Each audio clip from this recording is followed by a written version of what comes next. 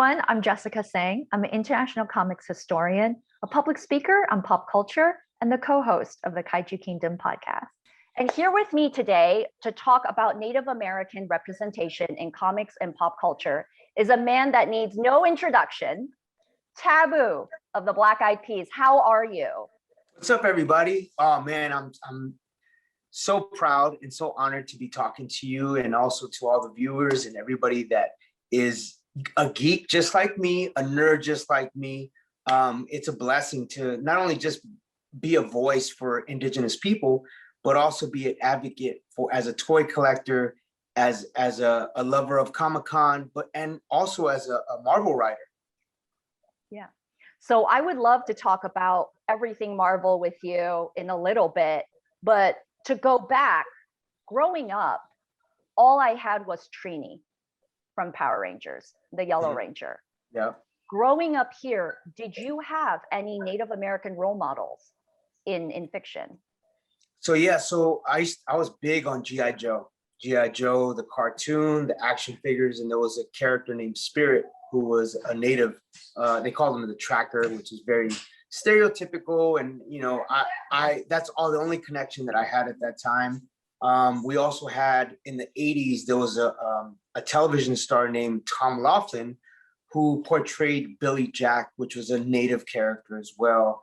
But I also had not only having native heroes, I also had heroes that were not native, like Bruce Lee.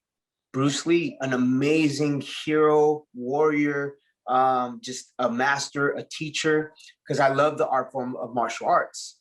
I also had in the B-boy community, I had, Turbo and Ozone from breaking. I had the Beat Street movie. So a lot of break dancers inspired me. And in the NBA, you had Michael Jordan, Magic Johnson. I mean, you could even go a couple years ago, the late Kobe Bryant. I've always been fascinated by entertainment, especially when it comes to representation that is a mosaic of different types of cultures. So, although I've always championed the native hero, I've also been very supportive of other heroes. Yeah. It wasn't something that I saw because I'm very small. I grew up kind of I'm short.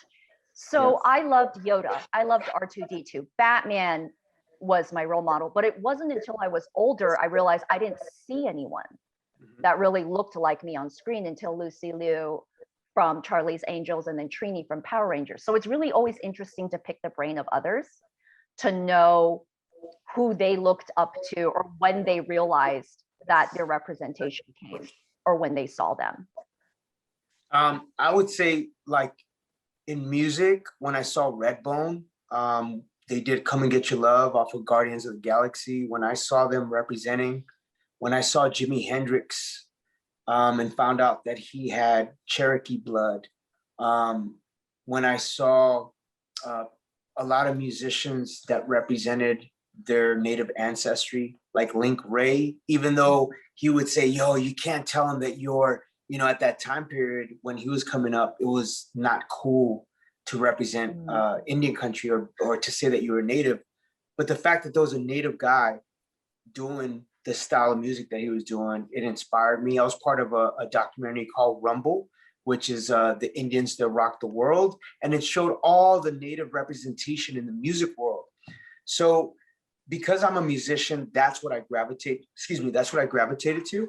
But also being of Mexican descent, appreciating lucha libre and seeing, luchadores that on the Mexican side represented for, they were heroes in their own right. They wore masks, they were wrestlers, they were larger than life, and I was a big WWF fan at that time as well, which is now WWE.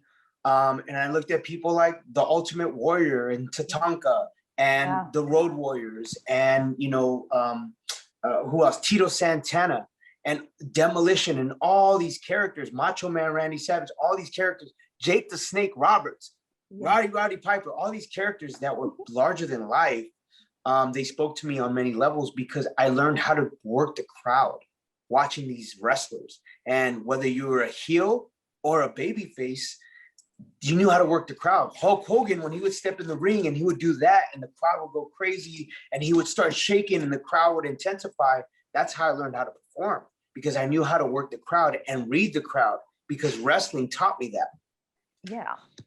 And we talked about, representation, entertainment growing up. How do you feel the entertainment industry is doing now in terms of Native American representation? It's beautiful. It's beautiful to see, relatives from different walks of life on film, on television, in the kids space, in music. You have all these amazing artists that are coming out that happen to be from Indian country, representing a very authentic and genuine voice, but also making it inclusive so everyone can learn and educate themselves and be informed. And there's a lot of misconceptions about Native people not being around, but we are. There's a lot of us out there. Some of us are mixed. Some of us we're not born on the res. Some of us are city natives that are understanding how to come to grips with our identity. And that's someone like me. Like, I was born in the city of Los Angeles, but I was very connected to my grandmother. My grandmother was connected to her native ancestry in Jerome, Arizona. And my grandfather was from Mexico. So it's just understanding where I fit in as an American, but wanting to understand the beauty of both cultures, Native and Mexican, and applying that to wanting to be just a representative and a role model to other kids who come from different backgrounds and look to heroes that look just like them to be examples. And that's something that I learned. It's like, yes, I'm a Black IP, but at the end of the day, I'm also a father, and I want to be the best version of myself, the best representation of myself, because I want my kids to know that I want to leave a legacy, not just a catalog of music. Right. And you brought up something that how it's so beautiful, the diversity. We are moving forward. We are progressing. One of the great questions that I always get is from other creators, how can we do better?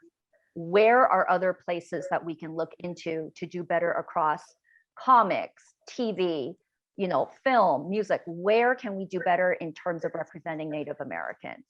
I think the best way to approach those things is to, bring in the right people to advocate for that. I think a lot of times the representation of the actual characters are so over stereotyped and misleading to a modern day Native that understands, like, yes, there's going to be these visual stereotypes that have been around for a long time, but in actuality, there's also cultural consultants that you could bring aboard when it comes to comics, when it comes to television, when it comes to to film, that can give you an authentic, genuine representation and a voice that speaks to a modern day kid and is inclusive to everyone. Yes, you'll have your traditions. Yes, you'll have your certain, terms of endearment that are part of Indian country. But at the end of the day, I want people that may not know about the indigenous perspective to also rock with us. I want them to be informed and to really feel like it's part of them as well. Just like when I watch Black Panther, I'm being honest with you. Like, I'm not African American or African, but it really resonated with me as a hero without a cape. It's like I wanted to, whatever Wakanda embodied and how they celebrated and highlighted the beauty of the culture. I said, I want to do that for Native people. I want to do that for Mexican people, for Latinos. The same thing with Asians and Filipinos and Middle Eastern and all the beauty that is a mosaic of culture. And that's just a reflection of where I come from with my music. Like, we make a very international sounding style of music that resonates with the world. And that's why we are bigger around the world with our music than we are in the United States. And so that same type of energy and the same type of inclusivity is always at the forefront of my creative projects. Even us, we're still learning every day. I'm learning more things about Asian culture and where my parents are from. You are learning. And we had touched upon how Hollywood is doing better in representation. We saw it in Rutherford Falls. We have two completely good foils. We have Reagan and we have Terry Thomas. It shows that not everyone is a monolith, but Reagan's learning, and Terry is helping her. We've got Chief from Wonder Woman, who was portrayed so well. We've also got Ken Hotote by Jonathan Joss on Parks and Recreation. It was, they're going online and reading the reviews. They were so positive from so many people saying like, you know, this is a great representation that we're not a monolith, and that we all see things a little bit differently. How do you think they got that right, other than bringing in writers and creators and consulting? Is it also the actors themselves or the show? And having great producers and allies, you know, the fact that you can have allies that are willing to listen to native writers, native storytellers, producers that come in, and actors and actresses, and trusting the process of that is important. Yeah. You know, it's beautiful because you have people like Michael Gray Eyes, who's been in the game for a long time as an actor. And now to see him getting his proper due, getting nominated, possibly, you know, winning an Emmy. Like for me, as a person that followed his career and continues to follow his career, he is a voice for Indian country, just like everybody else on the Rutherford Falls cast, from the people that have, you know, leads to the extra work.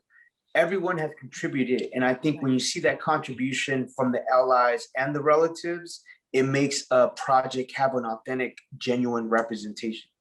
Yes. And I think it was really important that you also had said allies as well, because it really helps, and like you said, to educate and to, you know where to go to make the most inclusive and best story as well. That's what it's about. It's about cultural collaboration. And that's something that I learned being part of Black Eyed Peas, is like, you know, Apple Diab comes from the Philippines. He came to America in 1989, didn't know a word of English. The first person he met was will.i.am. will.i.am is from East LA. He's an African-American kid that has the only African-American family in his neighborhood. It was all Mexican. So he grew up understanding the Mexican culture. And then here I am, a native kid and of Mexican descent, wanting to understand where I fit in. Am I not Mexican enough? Am I not native enough? But wait, I'm born in East LA. I'm from America. So all these things, as a kid, is finding your identity. But then when you find your crew and you have cultural exchange, you learn about Philippines, you learn about Tinikling, you learn about different foods from the Philippines, you learn about certain words that they have Spanish because of the colonization of the Spaniards and colonization in Mexico. So we have Spanish last names. And then you learn the cultural exchange about hip hop and how hip hop has played a big part in our forming as a group and as a brotherhood. So cultural exchange and being able to learn and educate yourself is a big thing. And I'm glad that's been our vehicle. Black Eyed Peas has just been a cultural exchange from, you know, where we started in 95 to, you know, the fact that we had, like, you know, the runs in 2003 to 2011 with that, like, Where's the Love, I Got a Feeling. And now to resurface 8 years after that 2011 run and have a run with our last album that we put out with J Balvin, Ritmo, and then Shakira, Girl Like Me. And it's a totally different perspective because it's more in the Latino community, and it's Latin artists that are speaking in Spanish and singing in Spanish. So once again, it's a cultural exchange, because although it's a Black Eyed Peas foundation, the cultural exchange with these artists that are Latino artists is something that's beautiful. And it goes into, you know, the Marvel writing, it goes into the storytelling and the way that, you know, I like to create and partner up with people when it comes to projects. Yeah. And you had spoke about, basically, I would like to call it, Black Eyed Peas is the representation of American melting pot. Diverse. The mosaic. I know, a mosaic, even better. Yep. Of stories and music and people and language and understanding. And that's something that Marvel has been praised for. Yeah. Is growing up, I loved, you know, Emma Frost, I love Cyclops, I love Captain America, but I also had Jubilee. Yep. I have, you know, Bishop, I had everything. You are writing some amazing titles over there. And the first one I want to talk about, yes, Werewolf by Night. Big shout out to my brother, Jeffrey Varegi. he did this variant, so I had to bring this one up. Yeah. Werewolf Yeah, you two being together, Jeffrey's one of my favorite people, and to see two of you together collaborate on this was just an absolute joy. Also, because I also grew up loving, Legion of Monsters and a lot of the characters, and to kind of see Werewolf by Night also have his own issue. To start off with that one, how excited were you when you were part of this? It's just, I was so excited just to see it in solicitations. It's crazy going from being just a toy collector and going to Comic-Con and geeking out and going to all the booths and just being a fan, and then meeting someone from Marvel, Jason LaTorre and Daniel Fink, and just building a relationship with them. This was like years ago. Yeah. And building a relationship, which I had no idea was going to turn into an actual like job and like an amazing opportunity for me. It was just a relationship because I love Marvel. Fast forward years later, Jason LaTorre gives me a call and he's like, yo, Joe Quesada is doing this new show called Storyboards with different artists and different creatives. Would you like to do it? I said, yeah, let's go. So I fly to New York. I do this amazing day of, absorbing Joey Q's energy. The dude's a godfather. It's amazing. And I'm like, Joey Q, I'm so into this character named Red Wolf, man. I would love to do something with Red Wolf because he's native and he represents the native, hero. But I want to revamp him and make him different, not stereotypical. Yeah. He's like, dude, when it presents itself, it's going to be special for you, right? Along the lines of that. So Jason LaTorre is like, yo, Tab, there's an opportunity for you to go to the showroom, the New York City showroom, the Marvel office headquarters. Mm-hmm. So I go there. And I'm meeting everybody. And then I say, what's up to Daniel Fink? And then I see CB Cebulski, the main man. And I see Tom Brevoort. And I'm like, yo, what's up, guys? I start, kind of giving my hustle spiel about how I want to write Red Wolf or do something with Red Wolf. And so Tom's like, hey, there's something that we got coming up called Marvel 1000. Maybe you could do that and you could choose a muse. I said, Red Wolf. So I go back. And I said, yo, I have a writing partner. His name is B. Earl. And we had been writing because he wrote Marvel 1000 with Black Eyed Peas. So we go back and I told B. Earl, I said, we're going to have one shot with Marvel 1000. We're going to make Red Wolf the muse, but we got to have this amazing relative named Jeffrey Varegi do the one shot. He's like, Jeffrey Varegi? I was like, dude, you don't understand. This guy's an icon. He is a legend. Yeah. And I'm a big fan because he did Red Wolf. So fast forward, we do Marvel 1000. And then Jake Thomas calls me later and he's like, hey, we got this opportunity to revamp Werewolf by Night. I'm like, Jake Russo, Werewolf by Night? He's like, yeah. But wait, there's a twist. We want to make him a native character. I'm like, native character?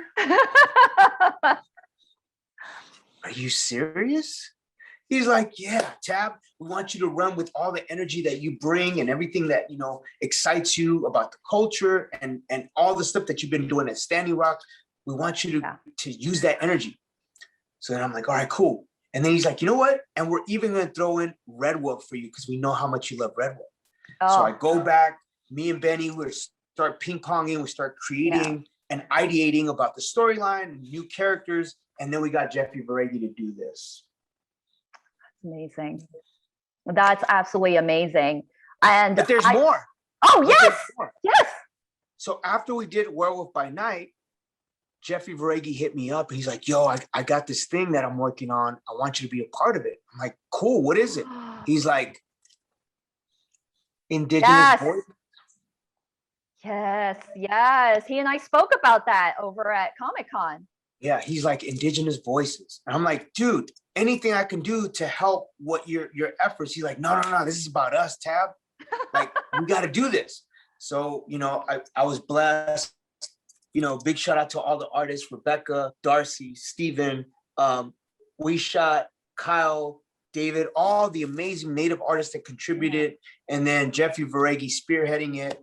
So, Werewolf by Night and Indigenous Voices were our two contributions to the Marvel universe that are actually out right now. that are out. And before we move on to a future project, what is it like? When did it hit you, the surreal moment that you are now part of Marvel canon continuity, along with Jim Starlin, Mark Waid, the late Mark Greenwald, who Mobius from Loki. We have Stan Lee, we've got Kirby. What is it like knowing you are officially part of Marvel Universe? First of all, it's a humbling experience to be even mentioned in the name, along with those iconic names.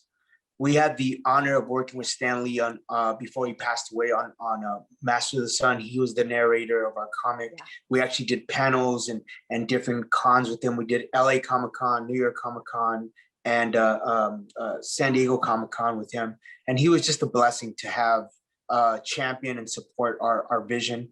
So, you know, that as a fan, I'm already blown away.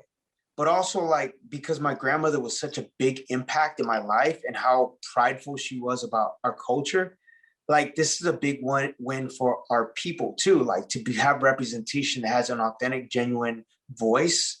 My grandmother, I actually put my grandmother in my comic in Werewolf by Night. So Granny Aurora is actually my grandmother. So right here, that's my grandmother right there. Ah, it's an Easter egg for those who don't know. Yeah, it's like, so that's my grandmother. And then I actually put my daughter, her name is Jet Juliana, and that's JJ, which is this girl right here with Red Wolf. Her name is JJ, but in actuality, she's Jet Juliana, which is my daughter's name. Yeah. And then I also made Jake Gomez. My name is Jimmy Gomez, and he happens to be he happens to be Hopi and Mexican. I am Shoshone, Hopi, and Mexican.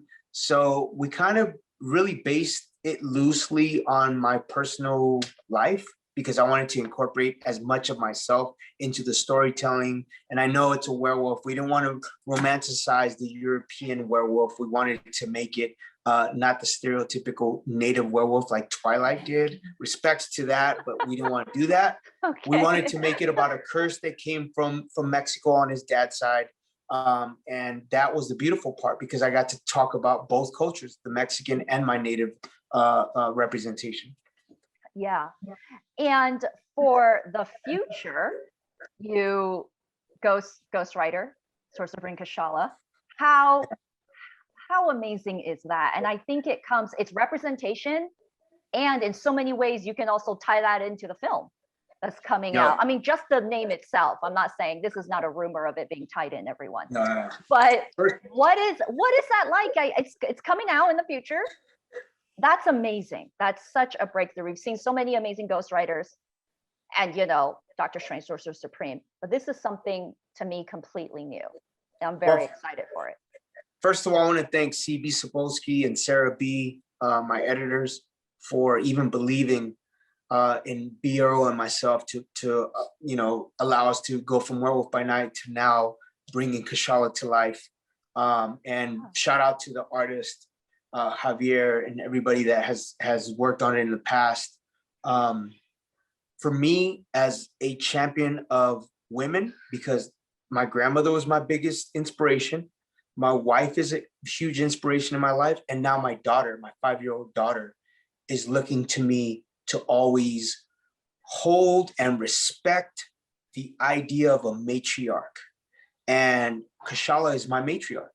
She's not only a strong female, she's also a hero to a lot of us. And we wanted to make it a connection between her and knowing that although she's a badass, she still has heart. She still has that, that sensitivity and that willingness to understand that with these powers and with these strength, at the end of the day, she is trying to live in this experience, dealing with Doctor Strange and dealing with Johnny Blaze, Ghost Rider. It's crazy because those names are already synonymous with the Marvel universe. Yeah. So the fact that we have a strong hero, a woman that's coming in here and be like, shh, watch out, boys, Kashala's here, the Spirit Rider. like that for me to be able to contribute that to the Marvel universe after I came off of, you know, The Grandmother and Jake Gomez and Molly and Werewolf by Night. This is just another extension of a personal story to me because, like I said, my grandmother was my matriarch. My wife is a matriarch in her own right. And now I'm raising my daughter, and I'm the ultimate girl dad, Jessica. I love and appreciate being there. And Yeah. my daughter loves Moonstar. She loves Moonstar. So, you know, I have this video of her like playing with Moonstar and just how representation, how this native female hero can inspire my daughter because she's of native and Filipino descent. And now to have Kashala, another representation of a strong hero, this is just perfect for my daughter to be inspired by. Yeah. So you mentioned Danielle Moonstar. You've also mentioned Red Wolf. On subreddit threads, obviously it could go real negative, but on the real huge positive notes, there's always people who ask for fun, what are your favorite obscure Marvel characters, or you wish they talked more about? Red Wolf always pops up constantly, and then so is Danielle Moonstar and a few others. Why do you think those two are such fan favorites? I think they just haven't had their proper due. Black Panther didn't really have the same type of launching pad until Black Panther came out.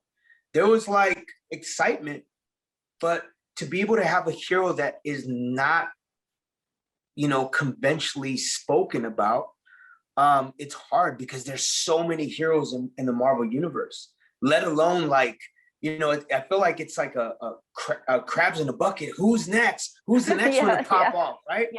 Yeah. So it's like, you know, and I love seeing Moon Knight. I love seeing that because it all kind of correlates with Werewolf by Night. So there's some like connection, some narrative there. So for me to see Moon Knight kind of having that launching pad, it just says that maybe people from that same universe can have that same launching pad, but it takes time. It'll take time for Red Wolf to have that. But you have to chip away at that wall of having no type of light shine on it. So I think Werewolf by Night, us having Red Wolf revamped, it chipped away at that.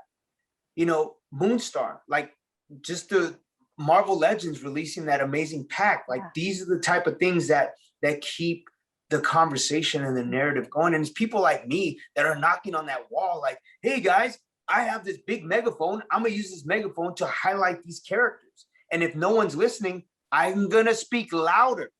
And I'm going to use every single moment to let you guys know that these characters, these heroes are personal to me. So if I'm going to put it on my back and champion these native heroes, let's go. I beat cancer. There's nothing in this world that I'm scared of. And I say that very humbly and candidly. When you're faced with mortality and you're battling this disease, everything else seems so simple and so like attainable. Because when you're dealing with mortality, that's like the lowest of the low. So for me, I live life now, and I think anything is possible, let alone championing heroes and bringing them to the light and to the mainstream. Let's go. I'm down with it. Yeah. And, you know, you talked about a launching pad. You talked about Black Panther, the film. Now, to touch upon some fun hypotheticals for the future, we've got Shang-Chi coming out. We have a Black Panther. We have Kamala Khan. We know about time. We don't know, maybe earliest 2025, maybe Kevin Feige, mutants. We've seen WandaVision. Wait, can I also interject on that, Jessica? Sure. We forgot about the most important thing that has happened in the last couple of years. Okay. We had the highlighting of Miles Morales. Yes, of course. Yes. Miles Morales has become synonymous for representation that is not Peter Parker. Big shout out to Peter Parker. but Miles Morales coming and surfacing and bringing that energy from, the sneaker world with the Jordans, like that was a shift in culture. Yeah. Peter Parker didn't bring that. And I got so much love for Spider-Man. I got love for Peter Parker and what that means to the Marvel Universe. But for me, as like I said, Native and Mexican, to have Puerto Rican representation and have the Afro Latino roots represented, Miles Morales is that. He is that. Yeah. And so there's something really special about that, and seeing how we can have different heroes really surfacing and having their proper due that are not, once again, the conventional heroes that we're used to seeing. Yeah. And Into the Spider-Verse just did so well. It was so well received. Yeah. And, with all the examples that we brought up, the world is our oyster for a future X-Men Mutants film. Could you see a Native American, whether Thunderbird, whether whoever, as part of a future cast? Of course. We've seen it, we've seen it with the X-Men movie. Yeah. But I think we can really have more representation. And I know we're probably gonna have, like, I watched Mortal Kombat, and I'm just going into something else. I watched Mortal Kombat, the movie on HBO Max, and I felt like, okay, I know these characters. What's next? Because there's gonna be a part 2. Yeah. So if we have our native Mortal Kombat hero, I mean, now you're bringing the Mortal Kombat universe, and you're bringing a native hero. I think his name was Nightwolf, right? Nightwolf. Yeah. If I'm, please correct me if I'm wrong. Nightwolf. Yeah. So he can be that for Mortal Kombat, and then just have representation surface. We're just gonna keep chipping away, and that's the beauty. Yeah. It's like you've had in the last couple of years, you've had Crazy Rich Asians, which changed the game. I mean, then you had No Man's Land, and the director, who's Asian, she won, right? Did you see that? Yeah. And then you had Taika Waititi. He won for the Rabbit movie. He's a New Zealand Maori relative. Jojo Rabbit. Yeah, and Chloe Zhao's doing Eternals. She did No Man's Land. Now she's doing Eternals.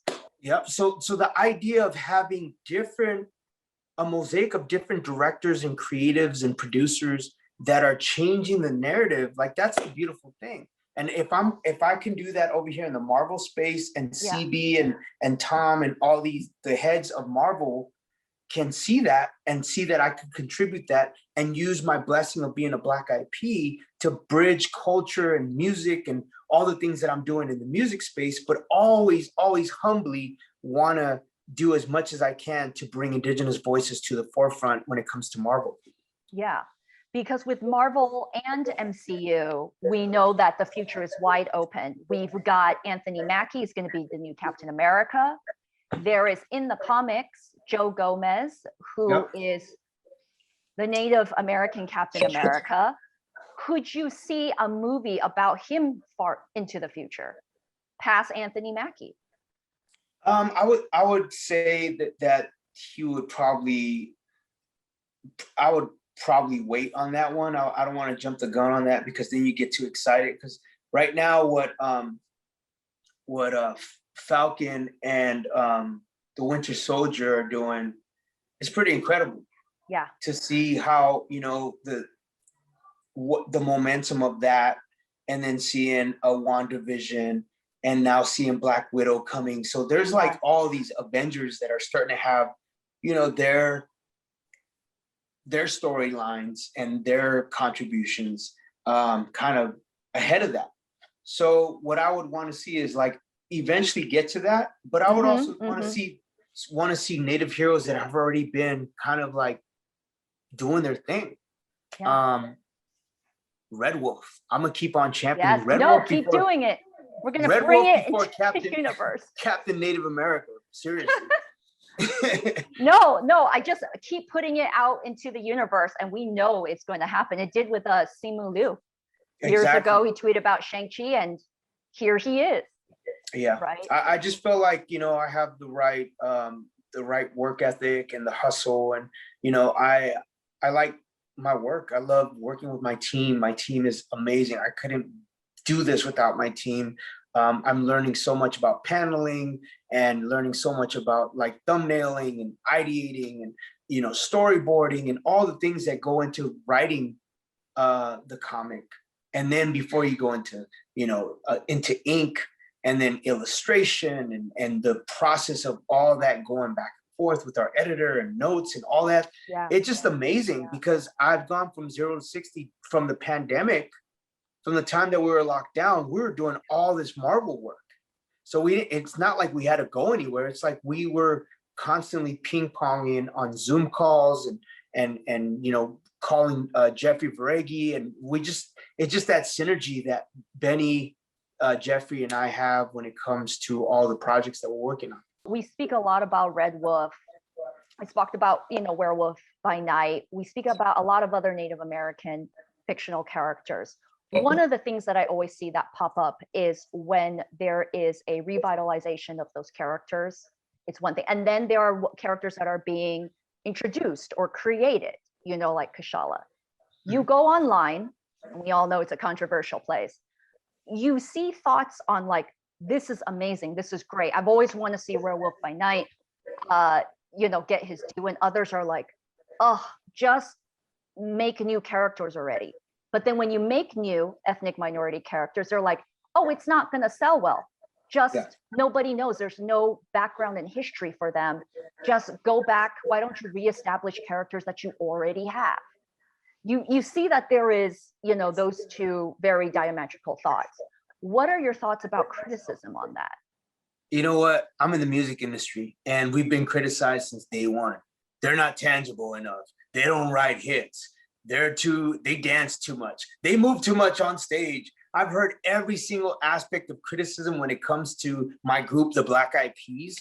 Oh, they're pop, they're corny, they're not underground, they're mainstream, like all these different, they're sellouts. Well, they're selling out arenas. Oh, well, there's all these things that go into having a tough skin in the music industry, right? Yeah. So we get all these criticisms and critique and negative, and we're like, yo, if we love it and the world loves it, I can't appease everybody, and it's okay. It's not for you, but there's somebody out there that's going to receive it and be like, wow, this is great, this speaks to me on so many levels. And so we have to be empathetic and respectful that not everybody's going to rock with you, and it's okay, because there's other people out there that are going to receive it and receive it well. So I take criticism with a grain of salt, and I approach criticism in a way where like I don't get too caught up into it, and I don't take it the wrong way. I don't get offended by it. I actually welcome a conversation. If it's a conversation that can be constructive, then cool. Tell me what I'm doing wrong. Tell me how I can better myself. And then let's work towards having a resolution. But if that's not the case, then it's okay. I just continue doing what I do and give a better version of me of what you saw last time. Kashala is better than Werewolf by Night in so many ways, because Werewolf by Night was like me getting my feet wet, like understanding how to maneuver as a co-writer with B. Earl and knowing how to work with that. And then having Jeffrey Veregi come in and, the people that we worked with, our team, Jake Thomas and Shannon and all the people that worked on this project, it was a team effort. So I would say I handle criticism like I handle criticism with music. It's cool. It's all good. It's just people behind a computer or behind a phone, talking or giving you positivity. I understand that currently DC, we have the Monkey Prince. Sun Wukong, the Monkey King, is a huge character. We love Mulan. We love all these characters. Yep. But also at a certain point, some people are like, this is not what we are all about. There are other characters like Ryan Choi, who was the Atom. We have these other characters that can be made. I guess a lot of fans and readers want to know, at what point do we as creators and those on the other side feel like, all right, stop doing this. Not every Native American has long hair. Not all of us are trackers. Not all of us are this. We want to see something new, whatever, at the same time, but also respecting other characters that we are much more familiar with and we really respect. Because the question I get a lot is like, all right, you love Monkey Prince, so we're going to keep giving it to you. But I was like, yes, that's great, but I also want another character, something refreshing. Yeah. A lot of them say in the industry, where is that line crossing? It's so blurry, you know? And I think that's what someone said they loved, because Terry Thomas's name was so different in the character. They were like, we love things like Danielle Moonstar, we love Thunderbird, but also not everything has to have a native sound to it. We love the fact that Terry Thomas had a different name, but clearly you could tell that he was native. So Yeah. where does that line start to cross, do you think, with people that are observing from the outside? I think it's, you know, I think it's everybody's open to, or everybody is able to have their opinion about when they think that it's crossing the line. You know, for me, like Jake Gomez is not a native name, but the fact that I'm Gomez, I was like, yo, I'm proud of my native and indigenous representation. So I don't have to be a bird or a heart or a, you know, war or anything that is always like you said, a name that sounds like a native name. I think it's just the time will tell on how you can shape and mold and have a more modern representation of that. You know, it's like not every native character is going to have long hair. It's exactly what you said. Not everybody has to have that. Molly has short hair in our Werewolf by Night, and she's from the res that Granny Rora's from. Granny Rora has a tattoo. She's got white hair. Yeah. And that was my grandmother's. That was her. She, you know, she's wearing just regular clothes. She's not wearing any Southwestern gear, or, you know, some people have a misconception about every native person wears regalia. No, that's only for different regions, you know, different parts of Indian country. In the Southwest, in Arizona, you have Dene, you have Hopi, you have Pueblo. That's a different type of gear or type of representation when it comes to what they wear, because it's hot, you know, and a lot of people don't see that until you're educated or informed. Because I think my job as a writer is to bring that information and be like, yo, not every native person is going to sleep in a teepee. That's a misconception. Only northern tribes use teepees. When you go to New Mexico, that's adobe, that's clay. That, you know, that keeps it cool because it's so hot down there. There's no teepees in New Mexico with the Pueblos, and there's no teepees for Hopi or for Dene, Navajo. You know, so these are the things that, for me, I had to learn as well, going to Standing Rock, seeing the Lakota and the difference between Lakota and Dakota, and seeing all the different tribes and nations, and learning and seeing the different geographies and where they come from, and learning all about it. Yeah. And you had mentioned, obviously, you know, DAPL, DAPL. I guess apparently I was saying it incorrectly this entire time. And that energy that you took from it and that activism later on, and then you spoke with Joe Quesada and everything. Activism, that entire event and movement in itself is like a superhero story on its own. It can be made into, I know with Puerto Rico's disaster relief, Puerto Rico Strong became an anthology that won an Eisner. It in itself, they said we drew so much energy for what we were going through in real life. Many of my, you know, I have friends who were there who said, I actually drew inspiration from comic book characters, from superheroes, brought that energy to me when we went during this entire time. I guess to better ask, how did comics and pop culture, everything, and your own love reflected in that entire time, that entire movement, that entire activism, and then you brought that over to Marvel? Because to me, I see that as a full circle. Some people see it as no connection. I see it as a connection. Yeah. It was kind of like Jane Foster dealing with becoming Thor as a cancer patient, you know, when she becomes Thor. she has these powers and she becomes a hero. You know, it's like I had just battled cancer before I went to Standing Rock. And it was like when I went to Standing Rock, it was part of my healing process. And when I got to Standing Rock, it was like the metaphor of being a cancer patient, now being a cancer survivor, going through the trauma of the experience, getting a Standing Rock, rejuvenating with all these relatives and allies and like-minded people that are indigenous and non-indigenous, standing in solidarity for something as sacred as protecting water or sacred land from the Standing Rock Sioux tribe. And that healing and that understanding and that connection with my own identity and how I can be a voice to help indigenous communities. Like I learned so much and it rejuvenated. It's like I got the hammer at Standing Rock and I became Thor metaphorically. And that moment, it was like my aha moment, like this is what I'm supposed to be doing.